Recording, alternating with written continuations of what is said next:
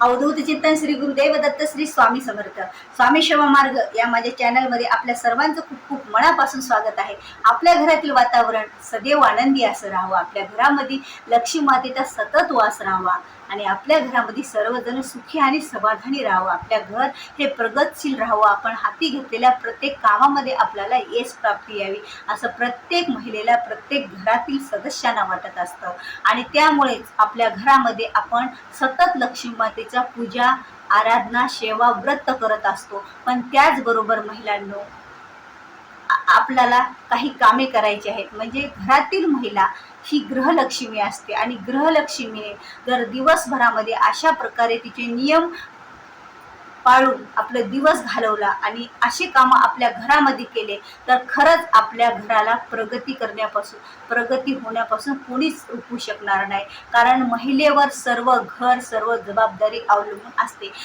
ज्या घरातील महिला अशी कामे करते, ज्या घरातील महिला हे नियम आणि रुटीन पाळते, त्या घरामध्ये सतत लक्ष्मी माता ही नांदत असते आणि मग त्या घरामध्ये कशालाच अशी काही कमी नसते। जे हातात काम घेते त्या कामामध्ये यश प्राप्ती होत असते, आपल्या नवऱ्याची प्रगती होती, आपल्या मुला बाळांची शैक्षणिक आणि बऱ्याच गोष्टीमध्ये प्रगती होत असते। म्हणून महिलांनी आपल्याला सकाळी उठल्यापासून संध्याकाळपर्यंत अशी काही कामे करायची आहेत।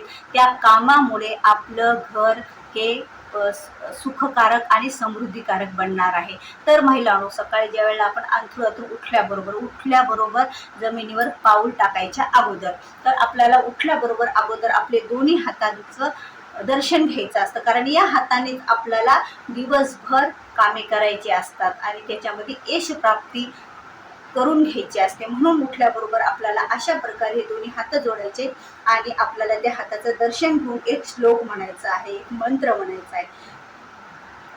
कराग्रे वसते लक्ष्मी, करमुले तू सरस्वती, कर्मध्ये तो गोविंदा, प्रभात कर दर्शनम।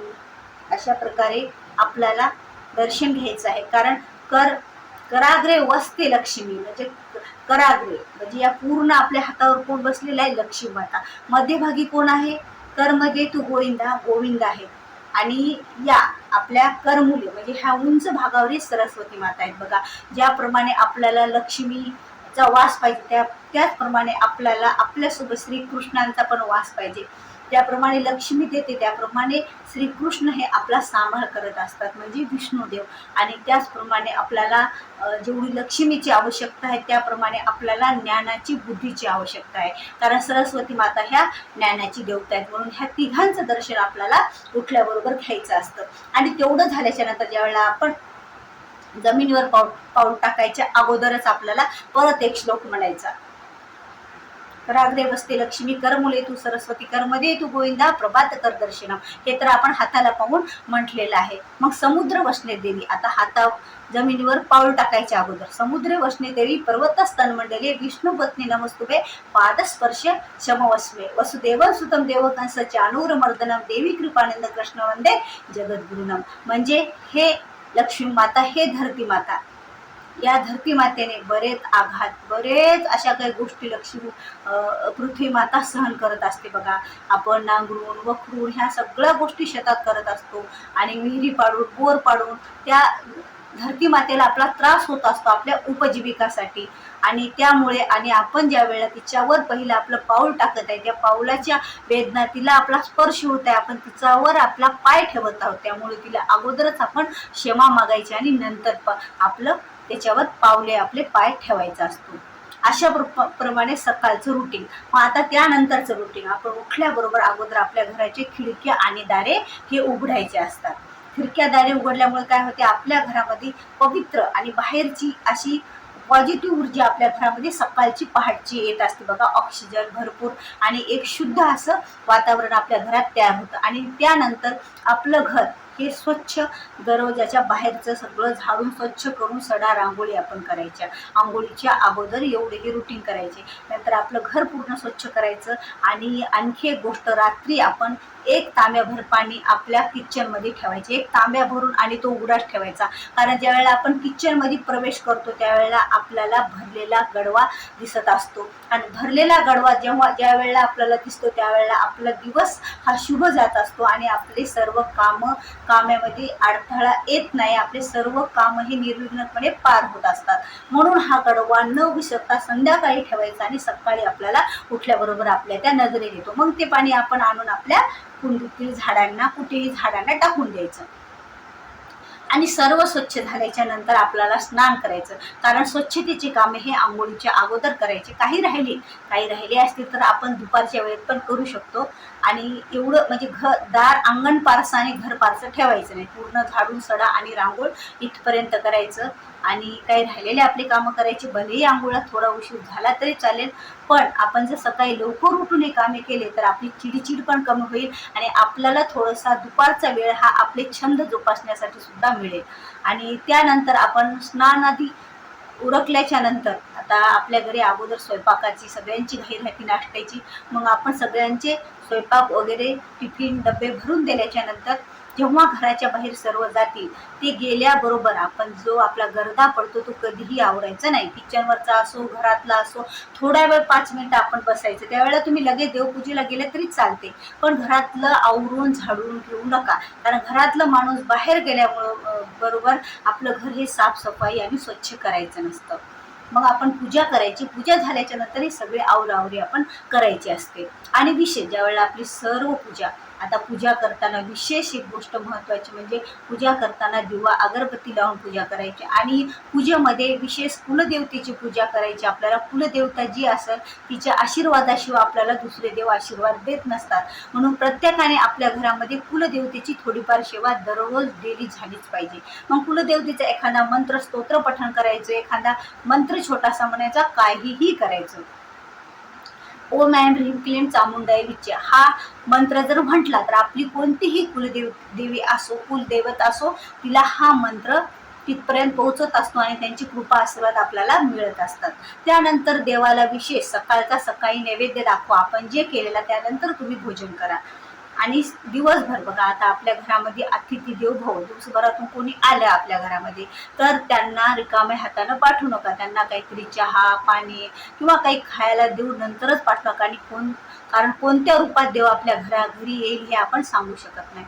थोडंफार धान्य, आपल्या घरामध्ये थोडंसं धान्य हे आपल्या गच्चीवर टाकायचं. कुठेही रिकामी जागा असेल तिथे टाकायचं, कारण पक्षी ते खातील. आणि थोडंसं कशामध्ये तरी असं भरून पाणी ठेवायचं. उन्हाळ्याच्या दिवसात आवर्जून ठेवायचं, त्यामुळे ते पक्षी ते पाणी पितील आणि आपल्याला त्यांची कृपा आशीर्वाद भरपूर असा मिळत असतो. बघा, पक्ष्यांचा कृपा आशीर्वाद ज्या वेळेला मिळतो ना त्यावेळेला आपले पितृदोषे नाहीसे होत असतात. आणि आपल्या घरामध्ये थोड्याशा मुंग्यांना, आता मुंग्या असतील कुठं किंवा नसल्या तरी एखाद्या कोपऱ्यात होत असतात बाबा, या कोपऱ्यात थोडीशी साखर टाकून घ्यायची. त्यामुळे काय होतं, आपल्या घरातील वास्तुदोषा निघून जात असतो.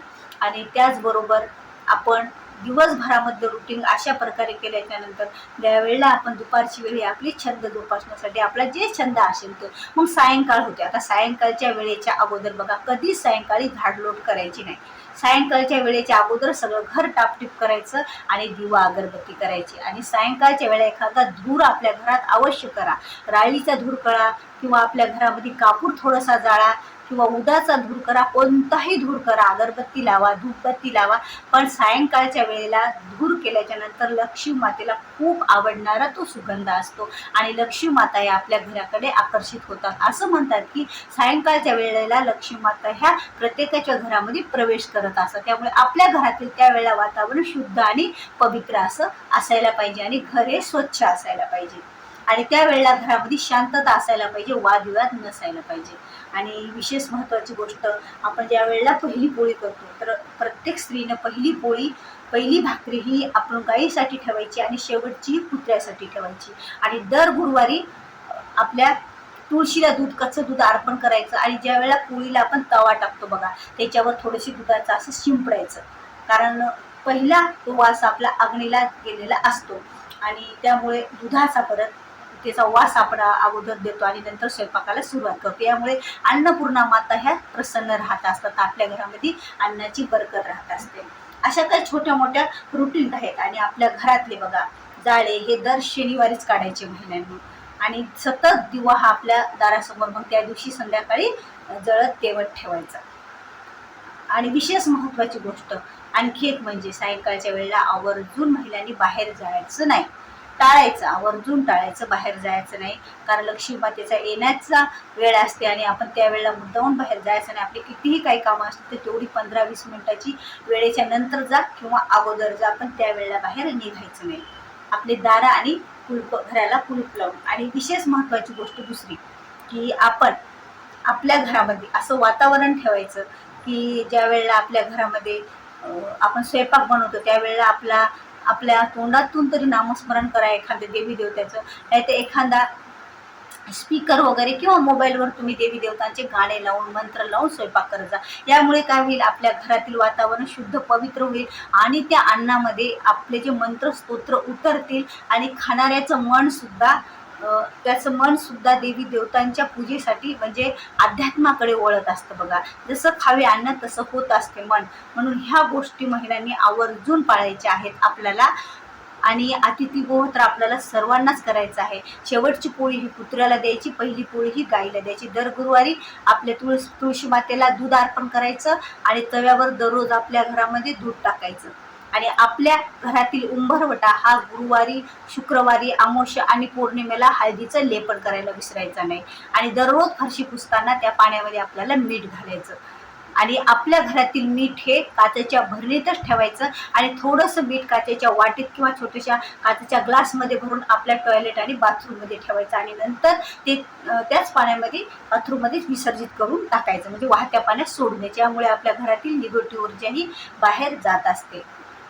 अशाप्रमाणे आपल्या घरात जर एखादी स्त्री आली तर तिला हळदी कुंकू लावल्याशिवाय बाहेर जाऊ द्यायचं नाही. सौभाग्यवती स्त्रीला तिची शक्य असल्या तिची ओटी भरा. तुम्ही शुक्रवारी आल्यास, मंगळवारी आल्यास, पौर्णिमेच्या दिवशी आणि अमावस्येच्या दिवशी आल्यास आवर्जून त्या महिलेची ओटी भरल्याशिवाय तिला बाहेर जाऊ नका. असे छोटे मोठे रुटीन असतात, पण आपल्याला ते श्रीमंत बनवत असतात. आपल्या श्रीमंत म्हणजे फक्त पैशांनी नाही तर आपल्या घरात सुख, समृद्धी, आनंदी वातावरण, आपल्या मुलांची प्रगती, नवऱ्याची प्रगती, व्यवसाय, धंदा, या सर्व गोष्टीनं आपण प्रगतशील राहत असतो. या छोट्या मोठ्याच गोष्टी असतात, पण त्या जर आपण पाळल्या तर खरंच आपल्या घरामध्ये सुख समाधानी राहत असते. आणि आणखी एक विशेष महत्त्वाची गोष्ट, जेवण झाल्याच्या नंतर किचनमध्ये रात्री जेवलेले कोणतेही खरकटे भांडे ठेवू नका. जर तुम्ही रात्री भांडे घासत नसाल, साफ करत नसाल, स्वच्छ करत नसाल तर तुम्ही बाहेर एखाद्या कुठेतरी नेऊन ठेवा ते भांडे. बाहेरच्या आपल्या तिथं आपण भांडे वगैरे करतो तिथे, पण त्या ठिकाणी ठेवायचे नाही किचनमध्ये. कारण किचनमध्ये भांडे असल्याने तुम्ही कितीही देवदेवतांची पूजा करत असाल आणि किचनमध्ये जर खरकटे भांडे ठेवत असाल तर याला काही अर्थ उरणार नाही. लक्ष्मी माता आपल्यावर कधीच प्रसन्न राहणार नाही. अशा पद्धतीने महिलांनी आपलं सकाळपासून संध्याकाळपर्यंत रुटीन करायचं बघा. आणि संध्याकाळी सगळे जेवण वगैरे सर्व आटोपल्याच्या नंतर घरातील महिलांनी आपल्या घरातील देवघरासमोर बसून देवांना नमस्कार करून झालेल्या आमच्या घरातील जर दिवसभरामध्ये कोणाच्या हातून किंवा कोणाच्या हातून काही चुका झाल्या असतील तर माफ करा आणि आम्हाला त्या चुकातून मुक्त करा असं म्हणून, आणि आमच्या सर्वांचं संरक्षण करा असं म्हणायचं, नमस्कार करायचं आणि नंतरच अंथरुणावर पडायचं. आणि अंथरुणावर पडल्याच्या नंतर सुद्धा आपल्याला एक श्लोक म्हणायचा असतो बघा. प्रत्येकाने म्हटला तरी चालतं. कृष्णाय वासुदेवाय परमात्मे प्रत्यक्लेश नाशाय गोविंदाय नमो नमः. करचरण करता वाक्यायचं शमवस्म वासुदेव सुतम देवकंस चाणूर मर्दनम देवी कृपानंद कृष्ण वंदे जगद्गुरुनम. असा हा एक श्लोक छोटासा आपल्याला रात्री झोपताना पण म्हणायचा आहे. याप्रमाणे आपल्याला रुटीन महिलांनी आपलं करायचं आहे. व्हिडिओ आवडल्यास व्हिडिओला लाईक करा, शेअर करा, नवीन असाल तर सबस्क्राईब करा. भेटूया पुन्हा अशाच एका व्हिडिओ सोबत. श्री स्वामी समर्थ.